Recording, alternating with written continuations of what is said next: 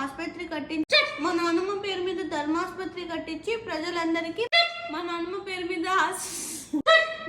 పేరు మీద ధర్మాసుపత్రి కట్టించి మా నాన్నమ్మ పేరు మీద ఆసుపత్రి కట్టి మా నాన్నమ్మ పేరు మీద ధర్మ